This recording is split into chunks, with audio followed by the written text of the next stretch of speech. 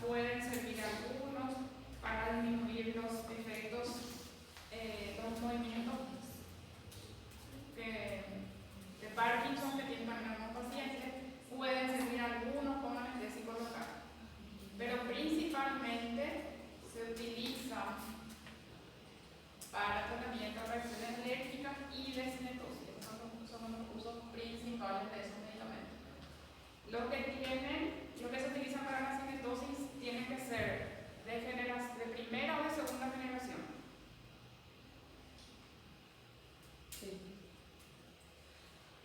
Primera porque tiene que tener acción central, para que controle la cinetosis, los vómitos, los mareos que el paciente tiene cuando está en movimiento, que es a lo que se refiere la cinetosis, tiene que ser por acción H1 de primera generación. Que ele está com tosse e vomita. Assim, doutor? La cinetosis es un cuadro que se ve en las personas que tienen mareos o vómitos cuando están en movimiento. Por ejemplo, van a viajar, se suben al avión y les produce Graças, náuseas. doutor. Compreendi. O también en vehículos, es relacionado al Sí, movimiento. sí. Y eso tiene que tener acción central tiene que tener sedación, van a producir sedación porque de esa forma van a tener efectos sobre la cinetosis. Lo que se utiliza en la parte alérgica puede ser tanto de primera o de segunda generación. Se pueden usar para cuadros, por ejemplo, de la piel, pero también se pueden usar para cuadros de rinitis. Y en la cinetosis son más efectivos que son de primera generación porque tienen que tener efectos sobre el sistema nervioso central. La diferencia entre lo de primera y segunda generación se refiere al paso al sistema nervioso central. O sea, el que no pasa al sistema nervioso central no produce sedación. El que pasa al sistema nervioso central produce sedación. Y para que sea útil en una cinetosis tiene que pasar al sistema nervioso central. Y estos son los que más se utilizan para la cinetosis: metricina, difenhidramina, prometacina. Nunca me acuerdo si este es el dramina o si es fluoxetine, que produce mucha sedación. Para de las reacciones alérgicas pueden ser tanto de primera como de segunda generación. Esos son los usos principales de estos medicamentos. Los antihistamínicos H2, vimos la parte de protectores gástricos. Y después hablamos un poco también de los agonistas serotoninérgicos que se usan también en la migraña, que producen vasodilatación y con eso disminuyen crisis de migraña en los pacientes. Se usan para las crisis de migraña, no se usa para tratamiento crónico. El tratamiento de la migraña preventivo se hace con otros medicamentos.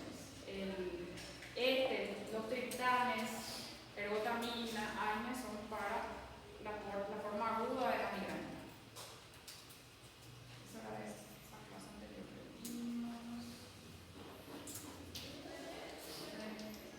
Estamos viendo la parte de DP1, la parte de colinérgico, anticolinérgico, no se tienen que recordar más para qué patologías es que se usan y para cuáles son los efectos que pueden producir esos medicamentos. Entonces, recordar en qué caso nosotros vamos a usar anticolinérgicos, en qué caso vamos a usar anticolinérgicos y los adrenérgicos también.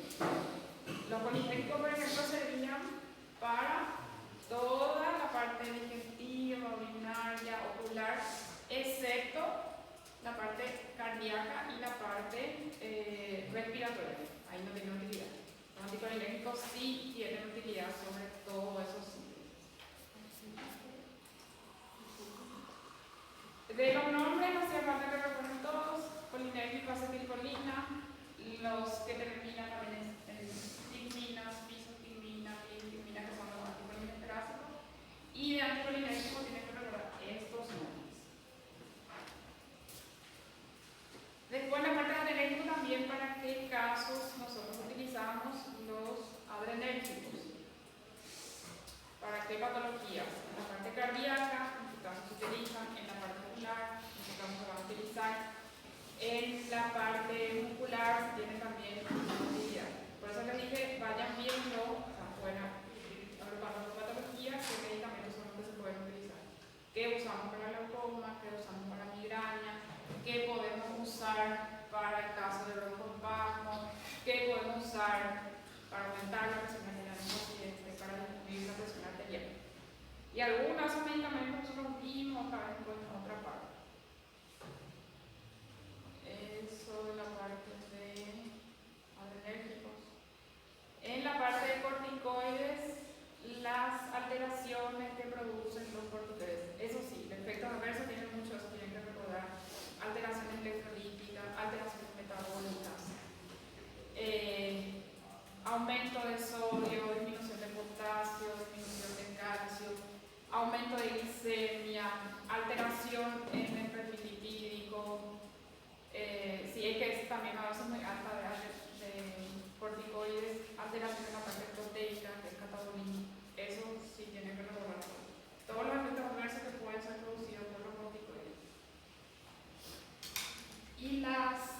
estas modificaciones que pueden tener en cuanto a carbohidratos, el aumento de glicemia, modifica el perfil lipídico y produce depósitos de grasa también y disminuye la masa muscular, que tiene un efecto catabólico.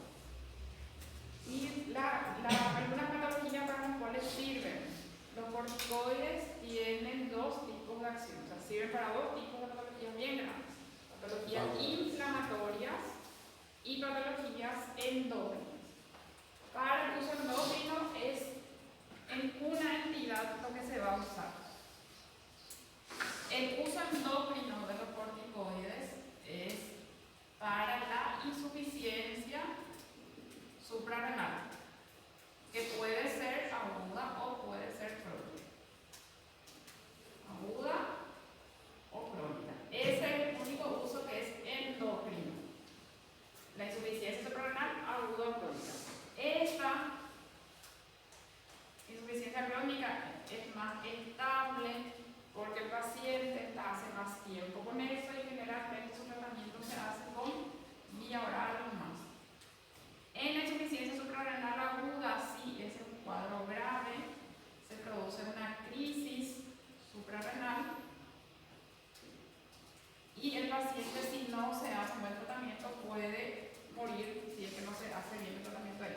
Y siempre el tratamiento tiene que empezar con un tratamiento endovenoso y después va a seguir con su tratamiento por vía oral.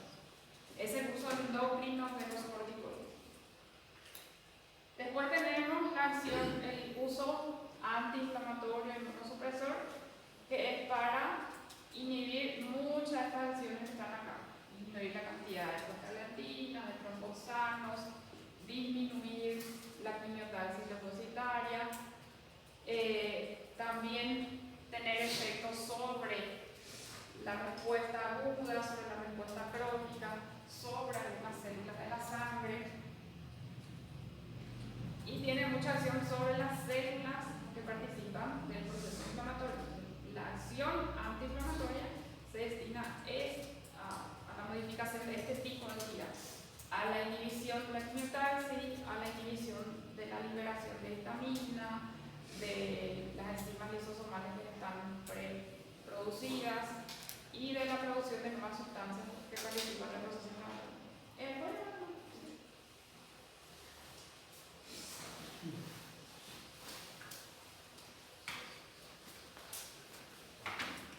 Buenos días. Alex Adrián. Alexandra de Souza. Presente. Ana Rafaela. Presente. Adriesa Chanca. Presente. Antonio Vidal. Araceli Beatriz. Presente. Ariel Souza. Presente. Bruna Gabrieli. Presente. Clara Martins. Cintia Santos. Daphne Lice. Daniela Aramí. Débora Brandao. Presente.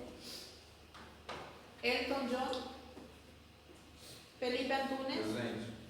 Giovanna Beitum. Presente. Jesse Murilo. Presente. Heitor Luciano. Presente. Jean Michael. Juliana Cortés. Karen Cristina. Presente. Luis César. Lucía de Oliveira. Presente. María Fernanda. Mariana Malta. Presente. Mariana Oliveira. Maristela Marillo. Michelle Dayane. Presente. Patricia Santos. Presente. Rejane Soares. Rodrigo David. Tamires Paixão. Presente. Tainá Masuccini. Victoria Julia. Y Wellington Mateus. Presente. Falta se chama eu. Ravi. ¿Tu nombre? Ravi. Depois da região antes do Rodrigo. Fabi, sí. Ahora sí. ¿Alguien más? Está, gracias. Ahí están los usos, que es la terapia endócrina, que es para reposición para el paciente que tiene insuficiencia suprarrenal, y esto para tratamiento antiinflamatorio en infinidad de patologías que afectan a prácticamente todos los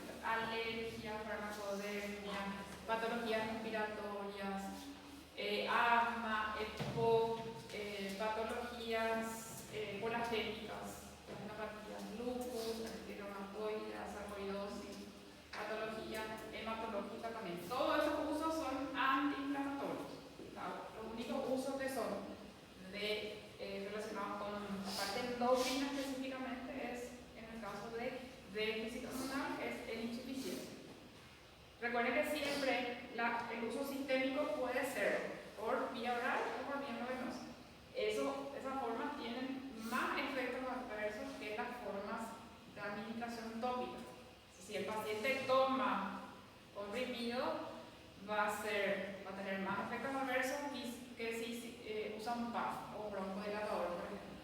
Entonces, las vías que producen más efectos adversos son la endovenosa y la vía oral. La vía tópica, el PAF o las pomadas, eso van a tener menos efectos adversos en el paciente. Doutora, bem visível o efeito adverso seria o aumento de graça, né? Sí, cambia muchísimo el aspecto del paciente que utiliza, se hincha la cara, la más redonda, sí puede acumularse grasa, la panza es más Sí. protuberante, pierde músculo el paciente, se ven rápido los cambios que tiene. Pero así también cuando el paciente baja su dosis, hay algunos cambios que retroceden. Pero si llega a tener estrías por corticoides, eso ya no va a desaparecer. Pero sí mejora el aspecto del paciente. Acá también las cejas, el vello crece mucho, la espalda, los niños por ejemplo que usan, suele crecerle mucho pelo, y capaz les crece muchísimo el pelo en la cara también. Esas son las reacciones que se ven por corticoides. De la forma sistémica siempre van a tener más efectos adversos. Entonces, siempre que se pueda, se debería pasar a otra vía, por ejemplo, pomadas, o por vía inhalatoria, o administración por vía rectal, que va a tener menos efectos adversos. Entonces, recuerden ahí las patologías para las cuales se van a utilizar y los efectos adversos que producen los corticoides. Los efectos adversos pueden dividirse en estos dos grupos, así, insuficiencia suprarrenal, cuando el paciente deja la medicación sin el retiro gradual, y el síndrome de Cushing, donde se ven todas las alteraciones que citamos. Y acá está la diferencia entre una insuficiencia suprarrenal crónica y una insuficiencia suprarrenal aguda. En cuanto a la parte electrolítica o química, es parecida. ¿Dónde varían los síntomas? En la intensidad. Este paciente que tiene insuficiencia suprarrenal crónica puede tener hipotensión, pero no es tan severa como el que tiene insuficiencia suprarrenal aguda. El cuadro es más grave en una aguda que en una crónica. Después estaban en la parte de los AINES, cuáles son los que tienen acción más prolongada, cuáles son los que tienen acción preferentemente sobre la COX-2. Los que tienen acción más prolongada son los oxicams, los que tienen acción preferente sobre los COX-2 son los CIS. Los diferentes efectos que tienen, porque por inhibición de qué ciclooxigenasa se produce. La acción agregante la que se produce por inhibición de la COX-1 y la COX-2, todo lo que sea relacionado con el proceso inflamatorio se ve por inhibición de la ciclooxigenasa 2. Y los efectos adversos principales y los usos principales de cada grupo de medicamentos. Paracetamol y dipirona solo como analgésico y antipirético, no como antiinflamatorio. Ácido acetilsalicílico como antiagregante. Después los otros se usan como analgésico, antipirético y también antiinflamatorio, solo que hay una diferencia con algunos. Estos, por ejemplo, se usan para cuadros ya crónicos, estos se usan cuando se quiere dar una sola vez el medicamento, estos se usan solo para casos agudos. Los mismos se usan solo para casos agudos. Este se puede usar de forma para patologías crónicas.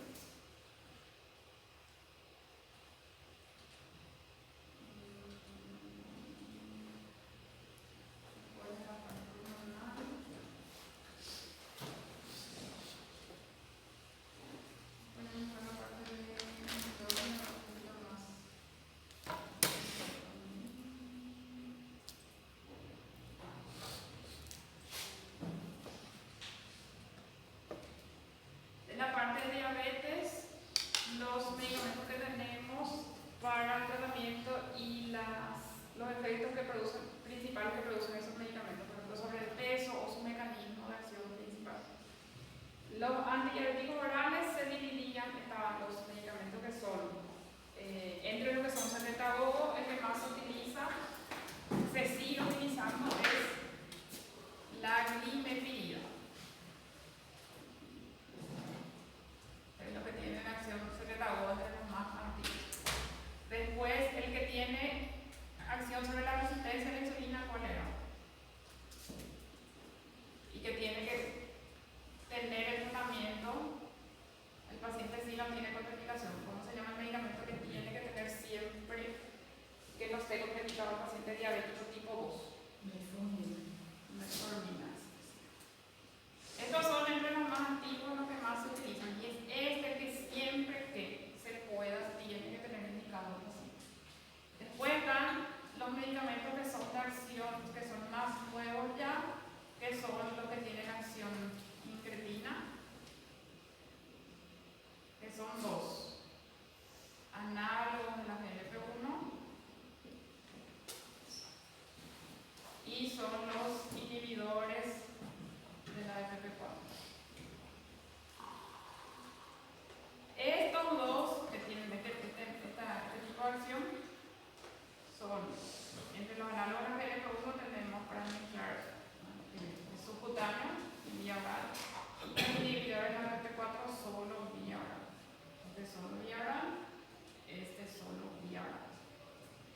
Después están los que son glucosúricos, que aumentan la eliminación de la orina, o sea, de la glucosa por la orina. También son solo administración por vía oral. Este es de un grupo, este es de otro grupo. Recordar cuáles producen pérdida de peso. Este produce pérdida de peso, este produce pérdida de peso, esto también produce pérdida de peso. O sea, ayuda al paciente que tiene sobrepeso para mejorar eso también. Este siempre tiene que tener, si no hay contraindicación. Estos son los que tienen acción incretina. Este es el único que está disponible por vía subcutánea para el tratamiento de diabetes tipo 2. Este produce pérdida de peso, este también. Después de los que más se usan, aquí está faltando.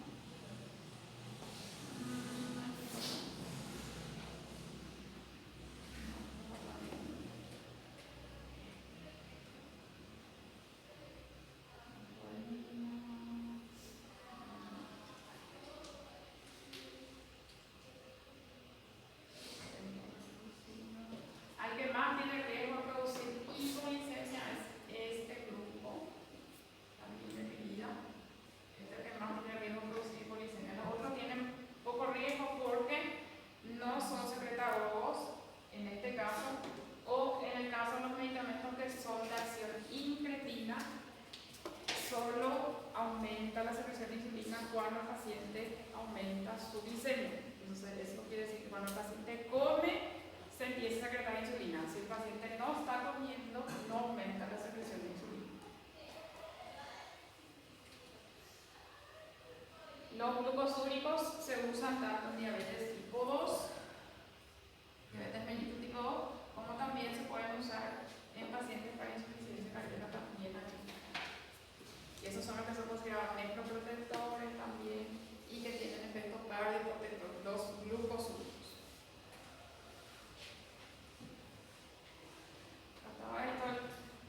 El que más riesgo tiene de producir hipoglicemia es la glicemia, después los otros tienen menor riesgo y tienen bajo riesgo los que no son secretagogos.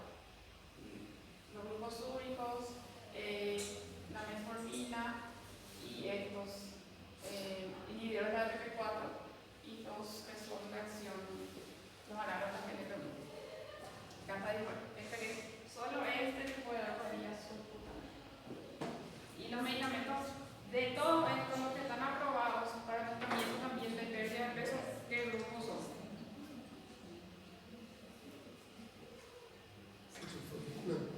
¿Cómo? Análogos de GLP-1. Son los que tienen aprobación para uso diabético y también para el tratamiento de la pérdida, para el tratamiento de la obesidad.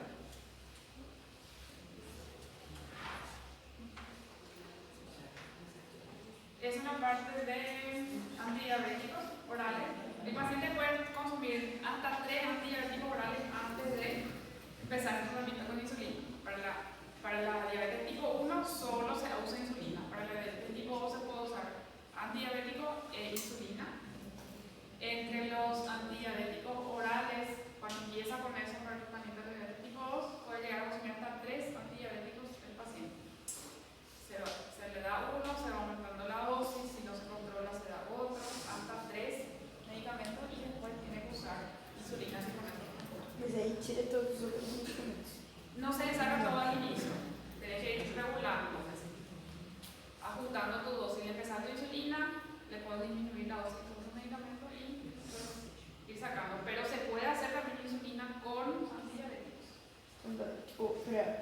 tratamento crônico, assim, para vir depois de estar os dois juntos. Sí, pueden ver. Y algunos mejoran con la combinación. Unos se les cambia por insulina, no consiguen igual controlar y consiguen controlar con la combinación. ¿Y con qué se suele empezar el antidiabético oral? Con metformina. Después se van agregando. Si se tiene opción, puede ser con uno de estos tres. Casi siempre, si puede, se refiere esto, pero si no, se ve entre estos tres.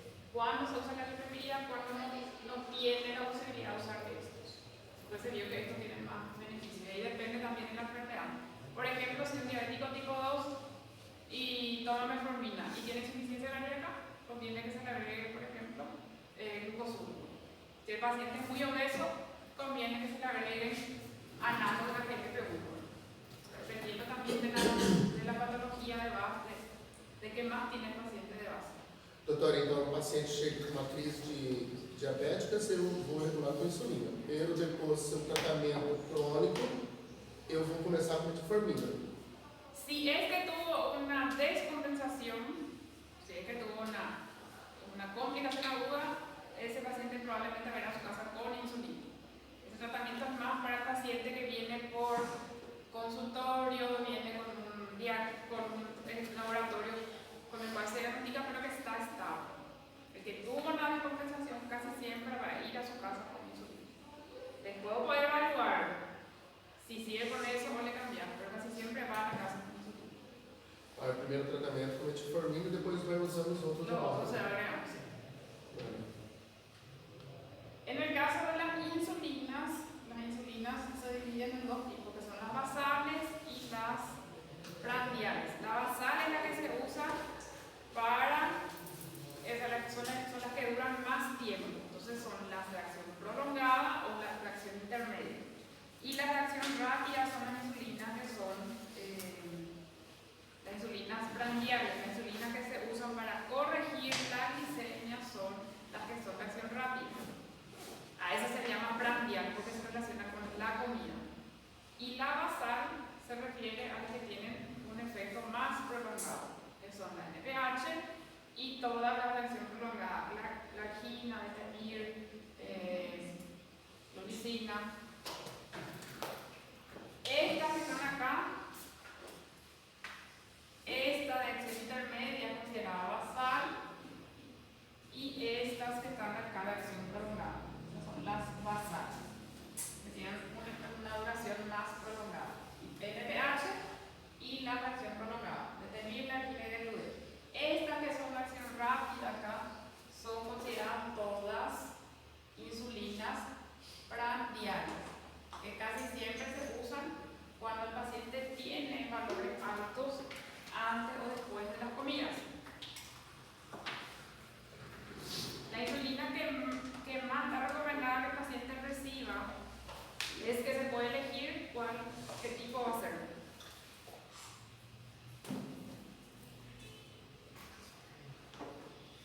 ¿Les parece a usted? Bicutânea? ¿Cómo? Bicutânea? Y todos los fármacos son subcutáneos, solo la cristalina que es la que se hace por vía endovenosa.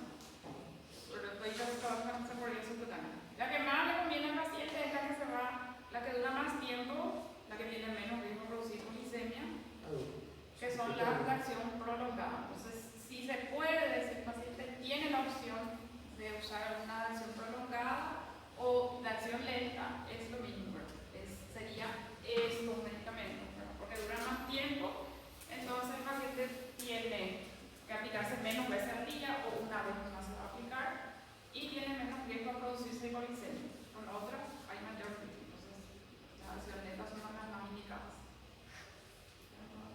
Estos son los dispositivos para aplicar, la jeringa, los pen, los jets, las bombas, los inhaladores. La jeringa, los pen y las bombas usan aguja. Los jets no usan aguja y los inhaladores tampoco, evidentemente. Hasta ahora lo que decía de las basales, el pH y las lentas y las prandiales son las rápidas. ¿Por qué conviene más administrar la acción prolongada? Porque dura más tiempo, porque la curva que tienen de concentración no es muy alta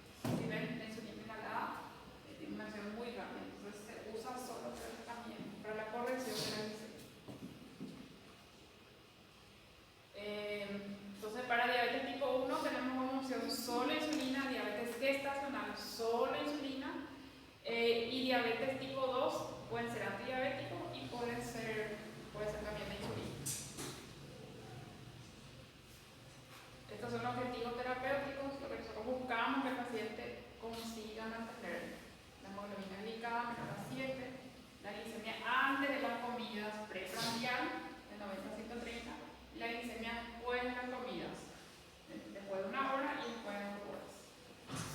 Si es que el paciente no viene con esos valores a un control, nosotros consideramos que no alcanza su objetivo terapéutico y ahí se tiene que ajustar la medicación.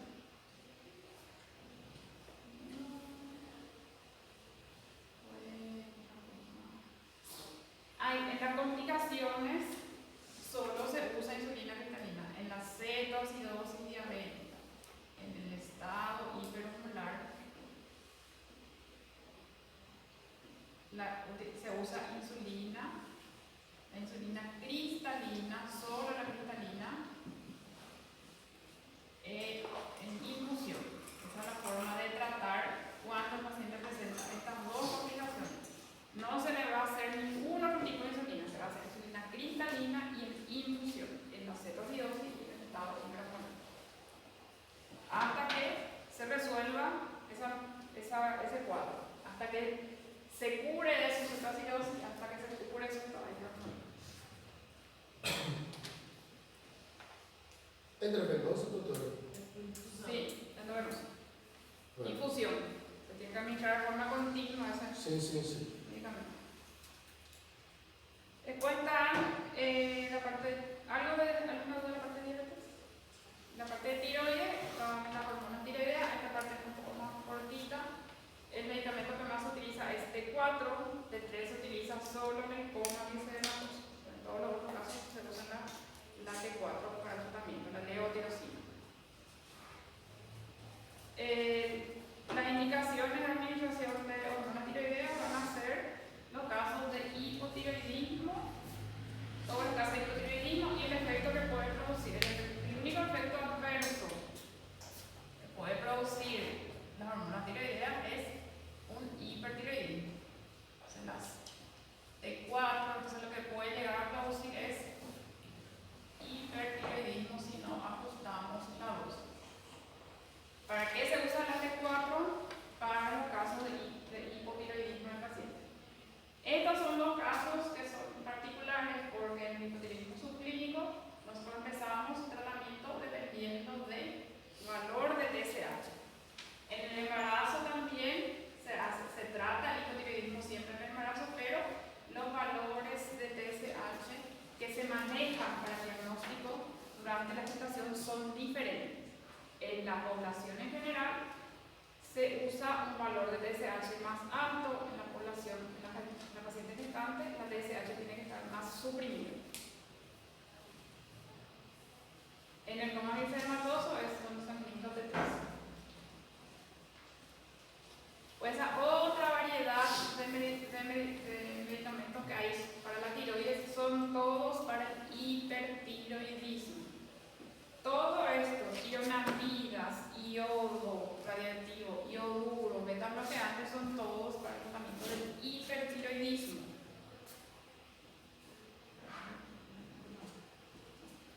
Todo es para el tratamiento del hipertiroidismo. ¿Cuáles de estos? Voy a ir anotando eso acá. Ionamidas. Después tenemos el iodo radiactivo, el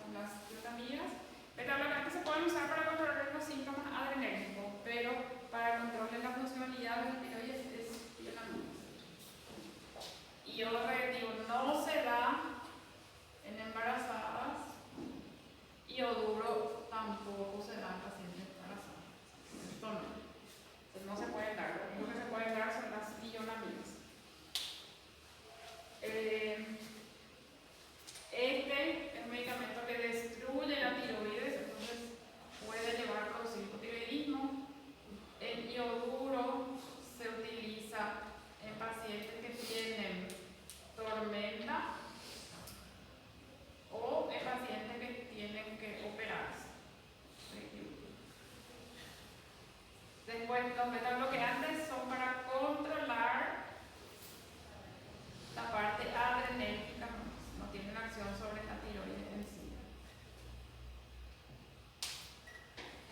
¿Cómo se llaman los tipos de hipertiroidismo que pueden haber? ¿Alguien recuerda? De hiper. La enfermedad de Graves, el bocio multinodular tóxico, la tormenta tiroidea. Donde se usan varios medicamentos es en el caso de la tormenta. Se tienen que recordar cuáles son los que usamos en la tormenta. El propiltiuracilo, que es una tionamida. Se usan beta bloqueantes, se usan corticoides y se usa el iodo. Son los que se usan en la tormenta, esos 4 medicamentos. Otro pesado que se usaba en la tormenta y un qué más. La tormenta tiroidea y en pacientes prequirúrgicos. El paciente que se tiene que operar para bloquear la funcionalidad tiroidea. De nada. De entre todos estos medicamentos, se pueden producir efectos, mayor cantidad de efectos adversos son las tionamidas. Que pueden producir estos efectos adversos. Y este es su efecto adverso más grave, aganglocitosis.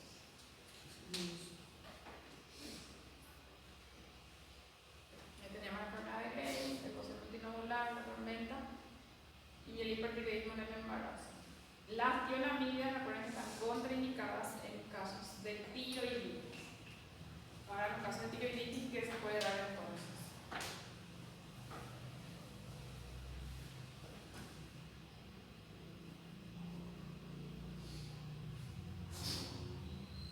Se pueden dar beta bloqueantes, se pueden dar corticoides. Eso es lo que se pueden dar. Pero los medicamentos que disminuyan la funcionalidad de la tiroides no se tienen que dar. Las tionamidas se pueden dar por tiempo indefinido, o sea, no hay un tiempo exacto que yo puedo dar tionamidas. Sí hay para el iodo, que es 1 o 2 dosis, el iodo que está también en 14 días, y estos dos beta bloqueantes también que es de forma indefinida.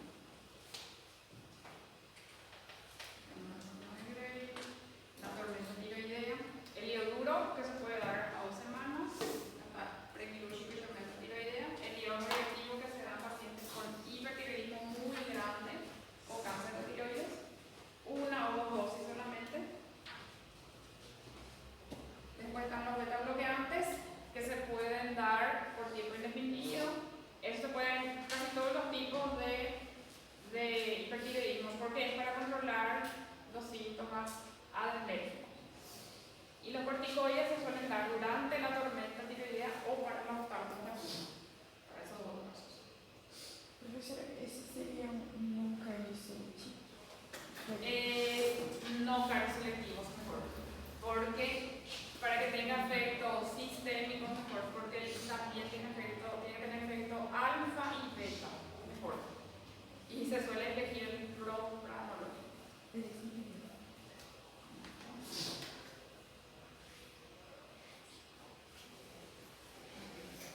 La tormenta es un cuarto el embarazo, el tratamiento de elección son tionamidas. En la tiroiditis el paciente puede llegar a necesitar T4, puede recibir corticoides, puede recibir beta bloqueantes. Lo que está contraindicado son los tionamidas.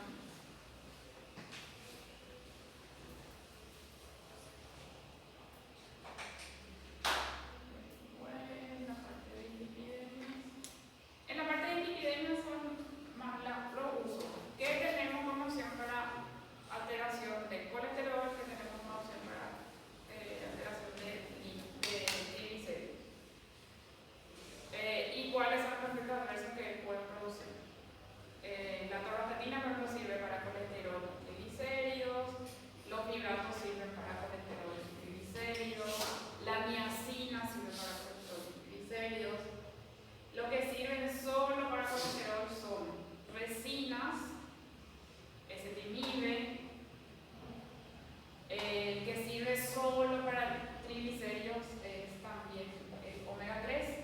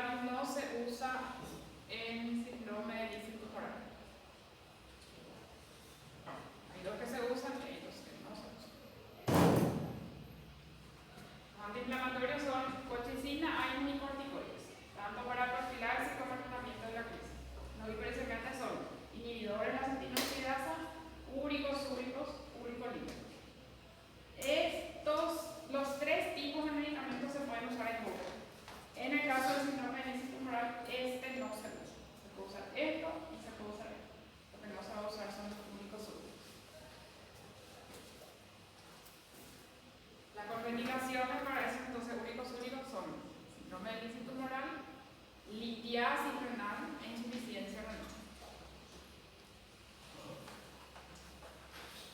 De todos esos medicamentos, ¿cuáles son medicamentos que producen muchos efectos adversos agudos en los pacientes? Hay dos. Hay uno de esta columna y otro de la otra. Colchicina y entre los antiinflamatorios colchicina y entre los hipouricemiantes. No, el allopurinol. Puede producir alteraciones en la piel y alteraciones en otros sistemas.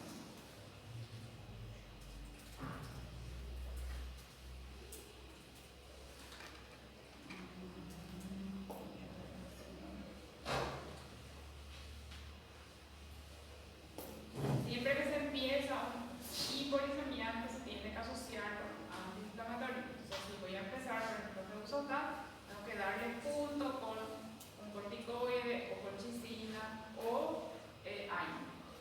Si va a empezar salopurinol, también se tiene que asociar con un antiinflamatorio. Al iniciar la administración de un hipouricemiante, siempre asociar con un antiinflamatorio.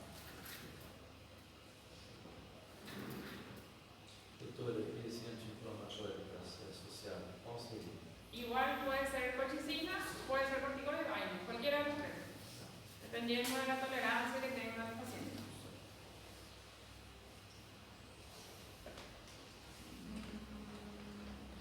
Los uricolíticos son los que son de administración endovenosa, son los que tienen una acción más rápida. El grupo de medicamentos entonces que va a disminuir más rápidamente el ácido úrico en el paciente es el grupo de los uricolíticos, que enseguida ya se van a ver acá.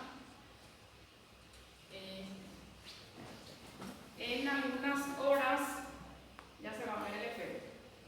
Con el allopurinol, con los otros medicamentos demora más, pero enseguida ya actúa los uricolíticos y tienen su acción en pocas horas. El medicamento que más rápidamente puede bajar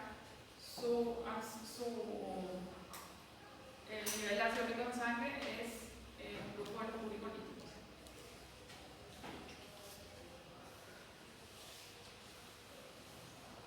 Preguntas. La última parte es la parte de las hormonas. Recordar las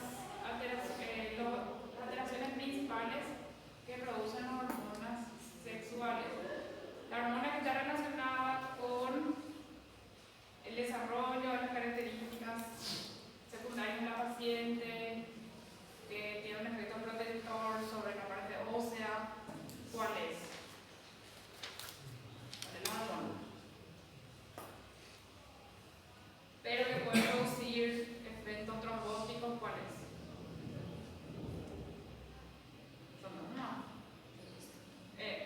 Estrógeno. El que tiene efectos principales, las características secundarias, es considerado que tiene un efecto protector sobre el hueso, son los estrógenos. La progesterona se relaciona principalmente con la facilitación de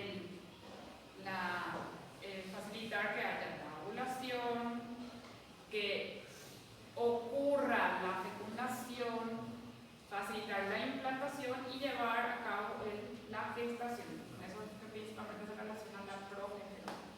Los eventos cardiovasculares se relacionan más con estrógenos.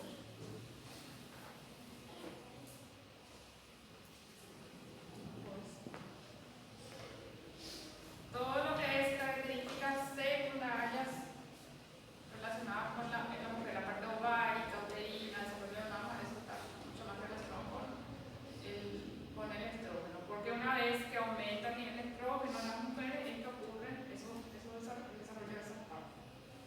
Se desarrolla mucho con la protección del hueso. Por eso, cuando estamos hablando de las pasadas, generalmente la osteoporosis aparece en pacientes que son postmenopáusicos.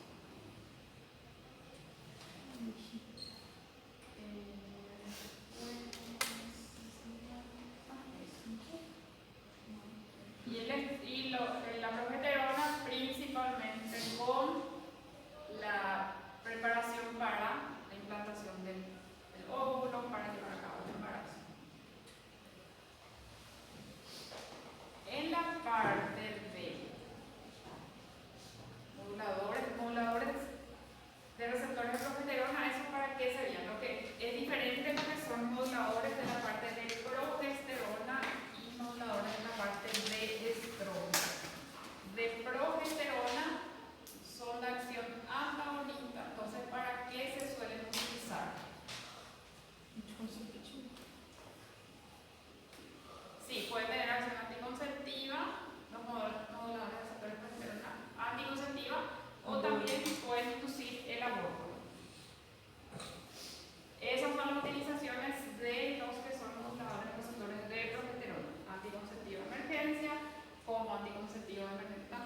para inducir el aborto.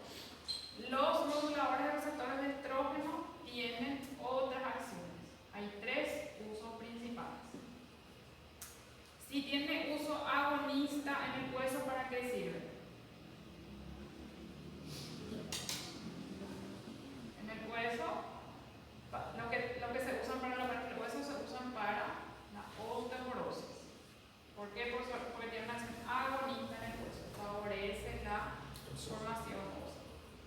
Si tiene efecto antagonista, entonces antagonista en la mama, ¿para qué utilización del niño? ¿Para qué utilización del niño? ¿Qué patología en la mama es lo que se tiene que se trata de bloquear? Cáncer de mama, antagonista en la mama. Y si tiene, hay otro que tiene un efecto antagonista en la parte hipotálamo, hipófisis. Esos se utilizan para la inducción de la ovulación,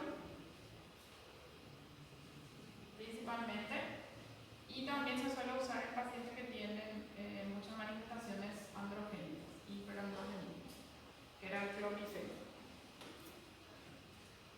Así de todas maneras resumían los moduladores de receptores estrógenos y moduladores de receptores de progesterona.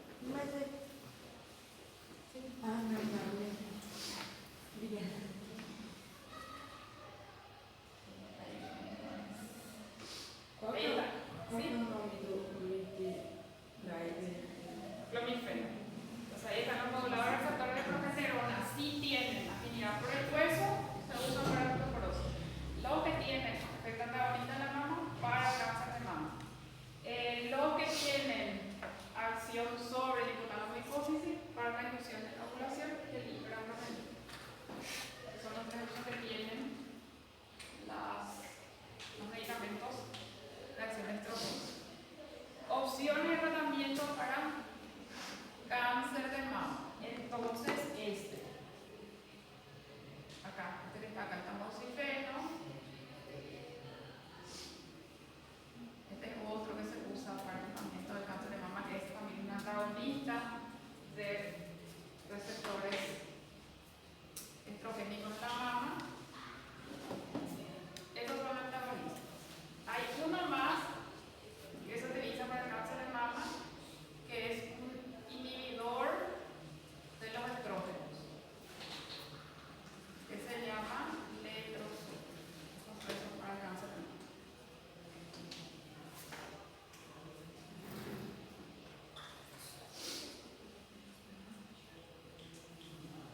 A ver si eso está fácil.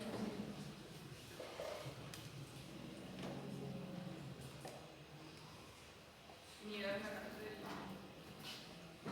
de estrógeno, acá letrozol. Después de la parte también hormonal, tenemos un medicamento que se usa para el cáncer de próstata, otro medicamento que se usa para la hiperplasia congénita benigna. Entonces, finasteride, y esto es diflutamina.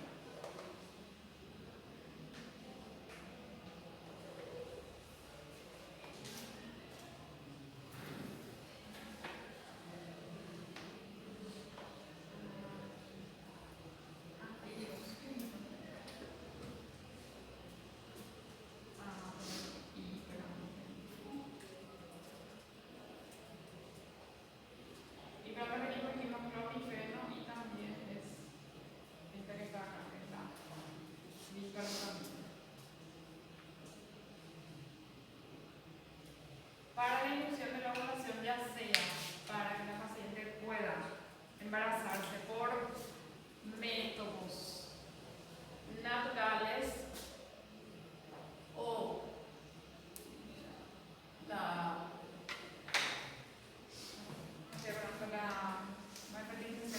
otro método. Hay 2 medicamentos, clomifeno y letrozol. Para la inducción de la ovulación, para las pacientes que claramente tienen resistencia a la ovulación, casi siempre pueden dejar sus anticonceptivos.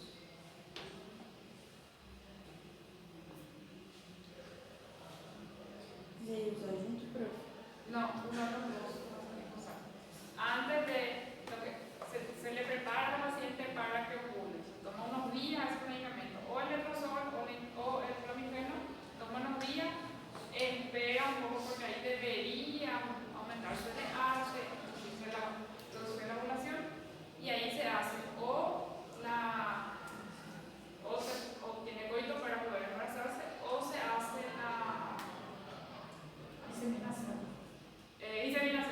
Inseminación. Y repite eso todas las veces que considere que tiene que hacer para que logre la ovulación y la gestación.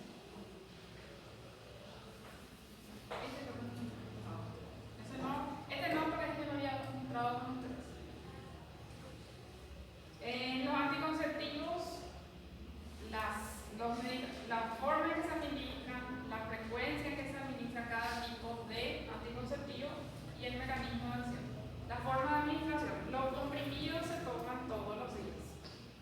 Los anillos vaginales se cambian una vez al mes. Los parches se cambian una vez a la semana. Las inyecciones pueden variar, 2 meses, 3 meses, algunos cada 4 meses. Los implantes son los que duran varios años. ¿Cuáles son los implantes? El dispositivo implantativo y los implantes subcutáneos son los que van a durar más años. ¿Cuáles son los más efectivos? Justamente eso es lo que tienen. Los que duran más años son los que son más efectivos. El DIU y los implantes subcutáneos son los que tienen una mayor efectividad. Pues los otros, justamente porque se tienen que cambiar con mayor frecuencia, tienen menor efectividad. Los anticonceptivos pueden tener estrógeno gestágeno o gestágeno. La composición. En cuanto a la preparación, recuerden que los que son combinados quiere decir que tienen los dos tipos de hormonas. Eso pueden ser monofásico, bifásico y unifásico. Esto quiere decir que todos los comprimidos tienen la misma composición. Esto quiere decir que la cajita trae 2 preparados diferentes. Esto quiere decir que trae 3 preparados diferentes. Monofásico no es que tiene una sola droga. Monofásico tiene las 2 hormonas, pero todos los comprimidos tienen la misma cantidad. Las formas unitarias solo son de gestágeno. Las minipíldoras, el PIU, los inyectables y los implantes subcutáneos son todos formas unitarias que solo tienen gestágeno. Pues están los poscoitos que son anticonceptivos de emergencia. El mecanismo de acción de esos anticonceptivos, también las formas combinadas, son las formas que más consiguen inhibir la ovulación, justamente porque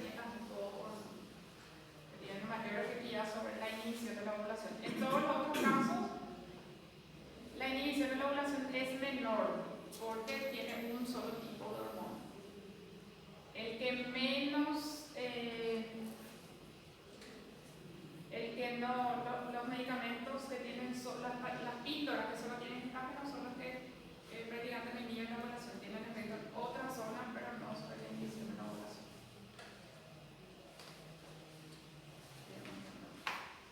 Las combinadas actúan entre combinados que tienen estrógeno y gestágeno, su acción es anovulatoria.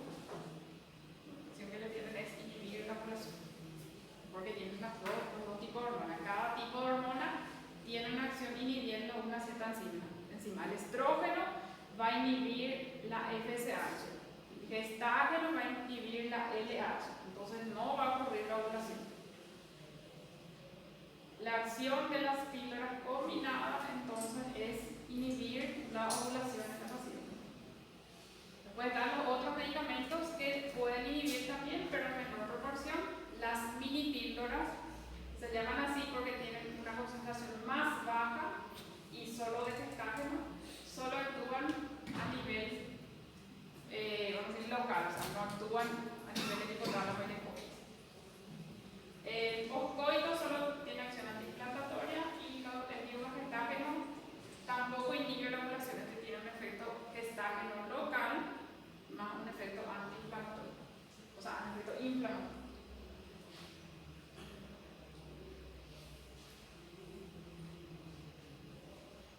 la paciente lo que quiere es asegurarse entonces, o sea, si la paciente quiere un método que sea algo más efectivo, considerado más efectivo, entonces nosotros tenemos que sugerirle que use los dispositivos, o DIU, o en el caso de que no puedan los DIU, el implante subcutáneo. Eso van a ser los que tienen mayor efectividad.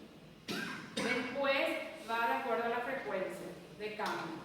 Primero DIU y implante, después intramuscular, después van los combinados y después por último van las mini píldoras que solo tienen que estar. Ya lo pruebo acá. En este orden. Los dispositivos que duran más tiempo, implantes, DIU, después lo inyectable, después están las en cuanto a la efectividad del proceso.